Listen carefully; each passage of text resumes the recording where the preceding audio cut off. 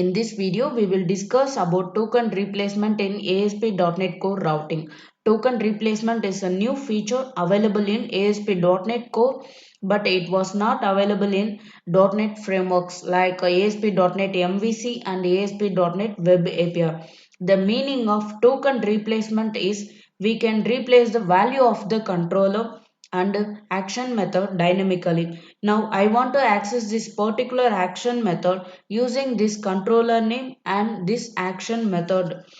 First method is route.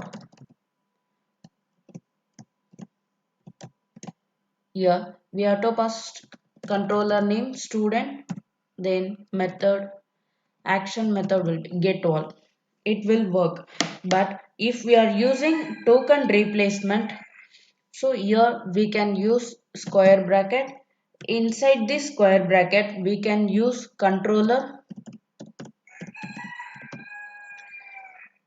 In action method within a square bracket, here we can use action. In this method what will happen, if we are sending request, this controller will get replaced with this controller name. This action part will get replaced with this method name. We can use this similar URL for multiple methods.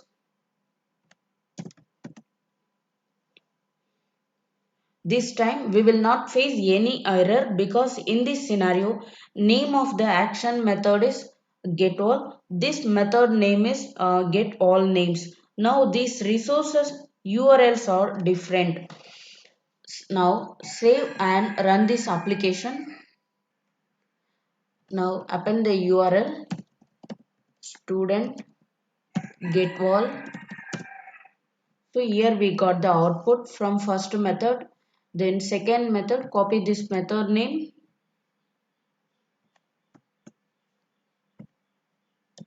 So change the method name here. So here we got the output from second method. If you are using area concept in your application, so we have then you have to pass area in token replacement over here. So we can define the order as per our need. For example, yeah, we can use action is the first part, and in the second part we can use controller. So like this. So here we can use controller. So change the URL here also. Okay, now run this application again. So here we have to pass first action method followed by controller name.